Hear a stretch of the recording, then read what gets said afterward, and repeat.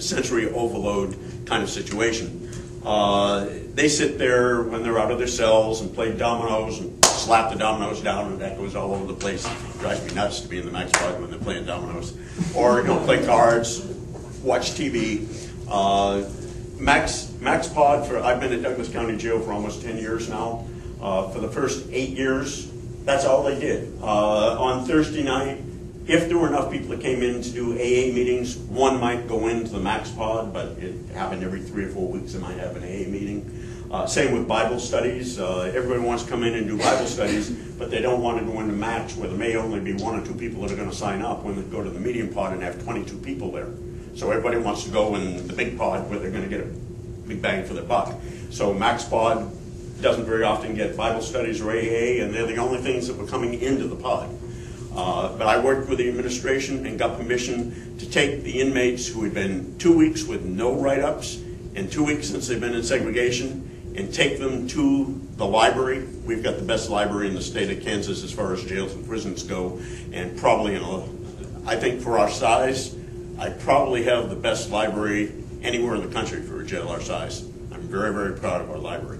A lot of it is donations from the community. I go into the Heartland Book Bank in Kansas City, which only gives their books to institutions, and I've been their best customer for years. We've developed a really, really good library there.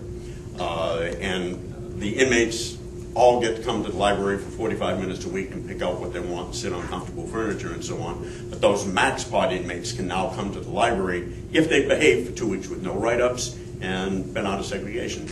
I take them to the library, and then the music therapist that I lost, the art therapist, she was doing a class on Friday afternoons, and I take them there. So on Monday they went to the library, on Friday they went to art therapy. And if you think when you've been in a private environment like Max, you don't like to come out and get to use charcoal and clay and colored pens and so on with a young woman that's running the class, talk about a carrot. That was a giant carrot.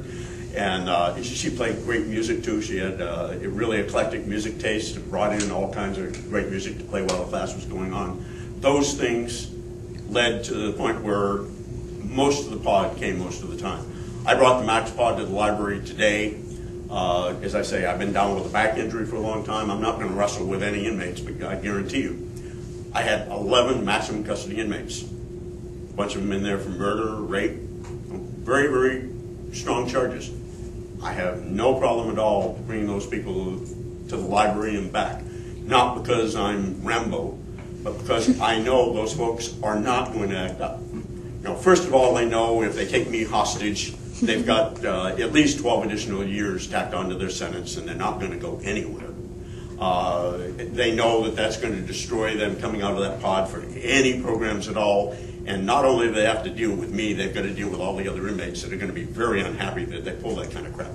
We don't allow any newspapers in the pod, and one of the inmates stuck a newspaper in a magazine and brought it back to the pod. I pointed out to the inmates when they brought their materials back that this was in here, and it could lead to all the newspapers being banned from the jail, which is what I've been told repeatedly is going to happen if any go back into the pod. I guarantee you there were 10 of those 11 inmates who knew who it was and were going to put a whole lot of pressure when they got back to the pod to make sure that that didn't happen again. They are very self-regulatory. Why do you have newspapers?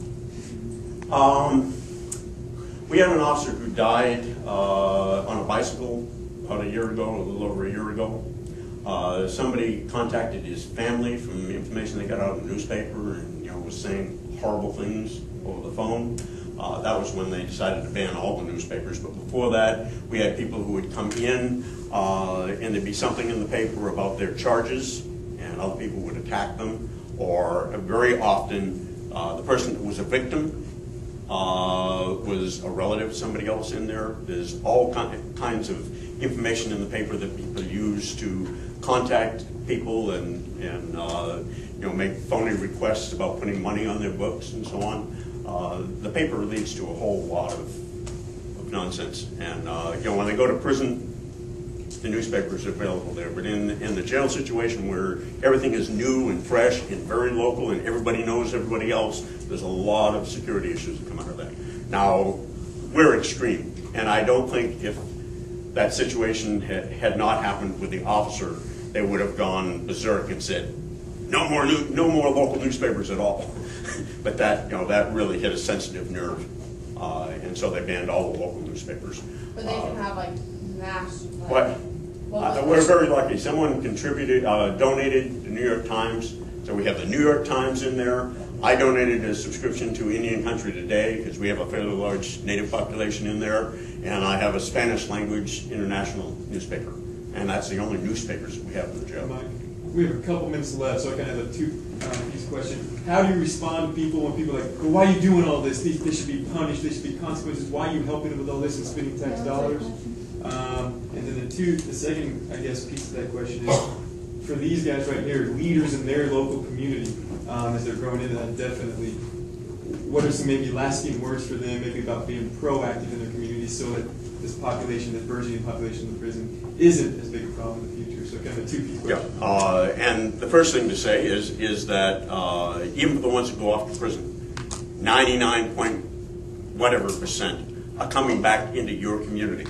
Do you want people coming back and being your neighbors that have just had a year, 5 years, 10 years, 20 years of learning to be worse criminals, coming back in and having absolutely no way that they can do anything legitimate, or that it is so hard for them to do it that only a few are going to persevere to the point where they can get their lives straight? Or do you want to do things that intervene early on to get them to make the mental changes, to understand their responsibilities and get deeply involved in changing their own lives, so that when they do come back out, if they can get a job, if they can get a place to live, and if they can get a sense that they're not totally ostracized from the community, we've got a much better chance of somebody not coming back.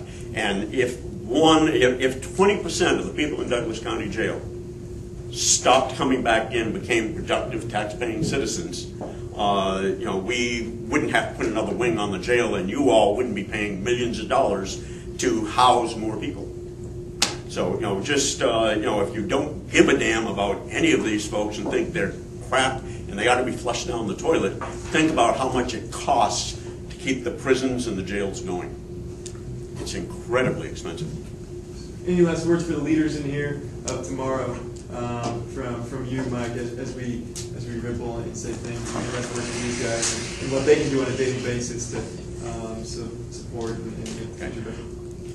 I'm sure all of you have a social network out there that reaches adults, whether it's in the faith-based community or anywhere else. And the more you can help them to understand why it's in their own best interest to take some interest in what's happening to people coming back into the community, to be a little less judgmental about whether or not we ought to just lock them up and throw away the key, how expensive that is for all of us and how dangerous it is for all of us to feed into that kind of mindset.